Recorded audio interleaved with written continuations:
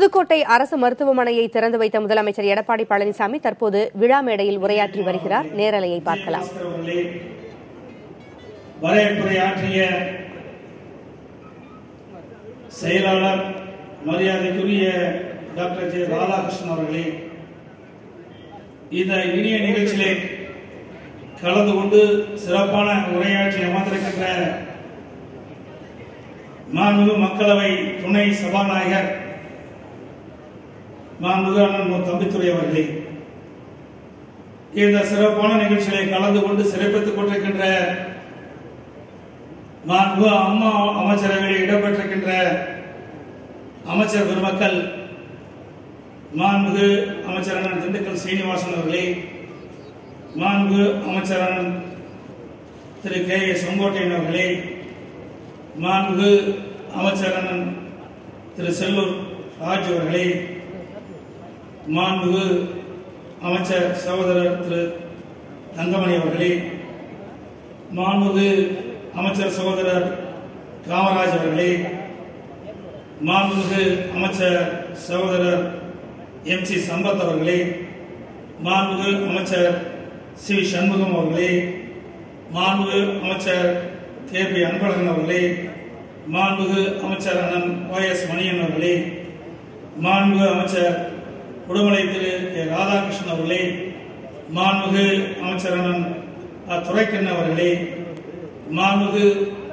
அமைச்சர் சகோதரர் R B Udhayakumar அவர்களே, மாண்புமிகு அமைச்சர் கடம்பூர் ராஜ் அவர்களே, மாண்புமிகு அமைச்சர் கே டி ராஜேந்திர பாலாஜி அவர்களே, மாண்புமிகு அமைச்சர் சகோதரர் கே சி வீரமணி அவர்களே, மாண்புமிகு அமைச்சர் சகோதரி டாக்டர் நிலோபர் கபில் அவர்களே, மாண்புமிகு அமைச்சர் சகோதரர் எம் ஆர் விஜயபாஸ்கர் அவர்களே, மாண்புமிகு அமைச்சர் பி எம் ராஜலட்சுமி அவர்களே, மாண்புமிகு அமைச்சர் சகோதரர் ஜி பாஸ்கர் அவர்களே, மாண்புமிகு அமைச்சர் எஸ் வளர்மதி அவர்களே, மாண்புமிகு அமைச்சர் டாக்டர் சரோஜா அவர்களே, மாண்புமிகு அமைச்சர் வெள்ளவண்டி நடராஜன் அவர்களே, மாண்புமிகு அமைச்சர்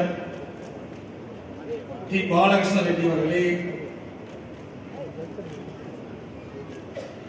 மற்றும் இந்த நிகழ்ச்சியிலே பங்கு பெற்றிருக்கின்ற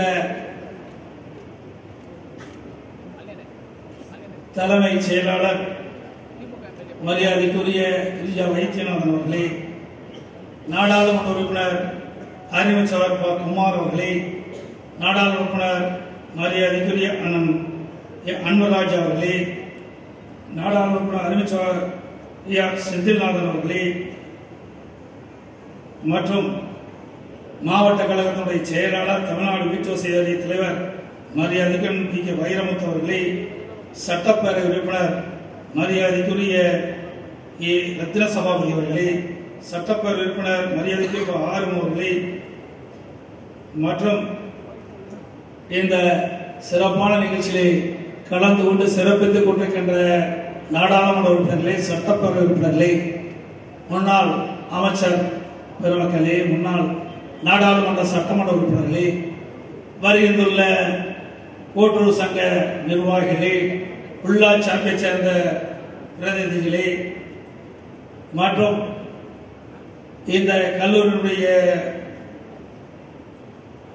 டீன் அவர்களே, கல்லூரியுடைய பேராசிரியர்களே,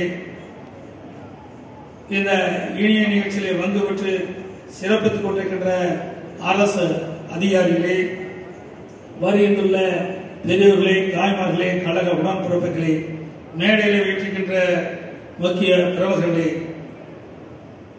இறுதியாக நன்றியுரை ஆற்றிருக்கின்ற மாவட்ட ஆட்சித்தலைவர் சு கணேஷ் அவர்களே, அத்தனை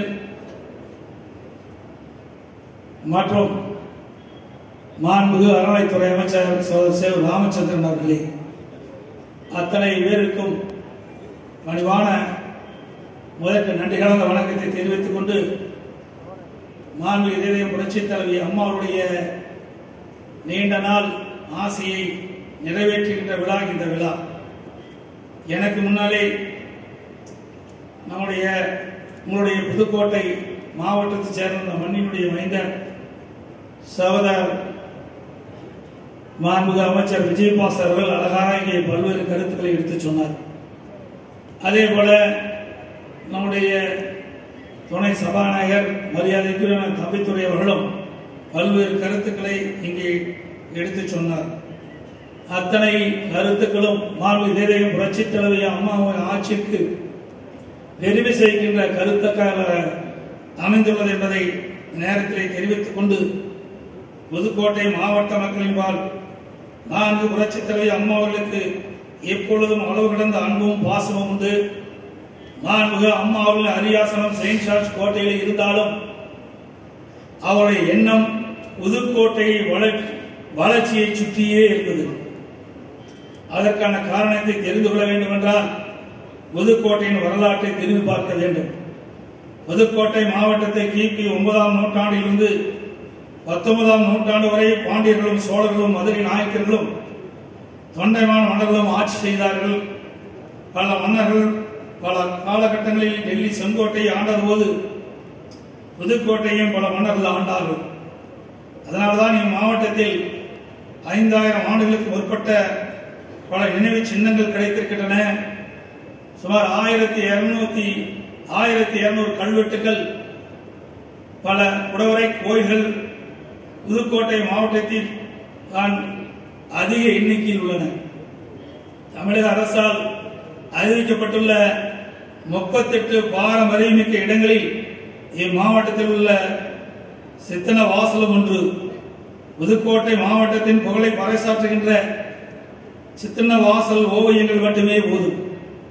ஆன்மீக திருக்கோயில்களையும் அழகான சுற்றுலா இடங்களையும் அதிகமாக கொண்டது இம்மாவட்டம். கர்நாடக சங்கீத விதிகளை விளக்குகின்ற கல்வெட்டு இந்த மாவட்டத்தில் தான் உள்ளது. அருணகிரி நாதேஸ்வரர் பாடல் பெற்ற விராலி மலையை உள்ளடக்கியது இந்த மாவட்டம். இங்குள்ள பழம்பெருமிக்க நார்த்தாமலை சிவன் கோயில் இப்பொழுதும் பன்னாட்டு பக்தர்களை ஈர்த்து வருகிறது. மாணிக்க வாசல் வரலாற்றோடு தொடர்புடைய திருப்பெருந்துறை ஆவுடையார் கோயில் இந்த மாவட்டத்திற்கு பெருமை சேர்க்கின்றது. இங்கு நடைபெறும் தேர் திருவிழாவில் முஸ்லிம் பெரியவர் ஒருவரின் சமாதியில் சந்தன கூட்டு விழா நடத்துவதன் மூலம் சமய நல்லிணக்கத்திற்கு இம்மாவட்டம் இப்போதும் எடுத்துக்காட்டாக விளங்குகிறது. எல்லையூர் போத்தபாண்டி, ஆவூர் மூலக்கிழார், மாடவன், மதுரை குமரன் போன்ற சங்ககால பெரும்புலவர்கள் புதுக்கோட்டை மாவட்டத்தில் பிறந்து தமிழருக்கும் பெருமை சேர்த்தார்கள். புதுக்கோட்டை மாவட்டம் தமிழக வரலாற்றிலும் தமிழக இலக்கியங்களிலும் முக்கிய இடத்தை பிடித்து ஒரு பெருமைக்குரிய மாவட்டம். டாக்டர் முத்துலட்சுமி ரெட்டி அவர்கள் புதுக்கோட்டையிலே பிறந்து சாதனையுடன் வரலாற்று பக்கங்களில் இடம்பெற்று பிடித்தவர். டாக்டர் முத்துலட்சுமி ரெட்டி தமிழகத்தில் முதல் பெண் சட்டமன்ற உறுப்பினர் என்ற பெருமைக்குரியவர். இப்பெருமைக்குரிய புதுக்கோட்டை நகரில் புதிய மருத்துவக் கல்லூரி பிறந்து வைப்பதில் நான் மிக்க மகிழ்ச்சி அடைகின்றேன்.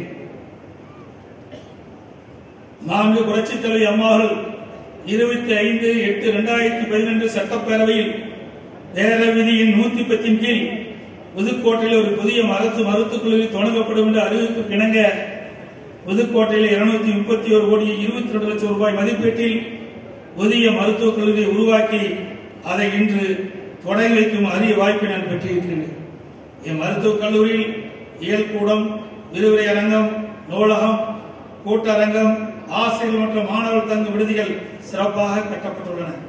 அது மட்டுமின்றி 700 படுக்கைகள் கொண்ட அரசு மருத்துவமனை, புறநோயாளி பிரிவு, நிர்வாக பிரிவு, நவீன சமையல் கூடம் போன்ற பல வசதிகள் கட்டப்பட்டுள்ளன. புதுக்கோட்டை மருத்துவக் கல்லூரி நமது மாநிலத்தில் 22வது அரசு மருத்துவக் கல்லூரியாக செயல்படுகின்றது. ஏழை எளிய மக்களுக்கு தங்குதடையின்றி சுகாதார சேவைகள் வழங்கப்பட வேண்டும். புதுக்கோட்டை மருத்துவக் கல்லூரியை திறந்து வைத்து தமிழக முதல்வர் எடப்பாடி பழனிசாமி உரையாற்றி வருகிறார். அப்போது புதுக்கோட்டை மாவட்ட வளர்ச்சியில் மறைந்த முதல்வர் ஜெயலலிதா பெரிதும் அக்கறை கொண்டிருந்தார் என்றும் அவர் பேசி வருகிறார். இதன் முழு விவரங்களை பின்னர் வரும் செய்திகளில் விரிவாக பார்க்கலாம்.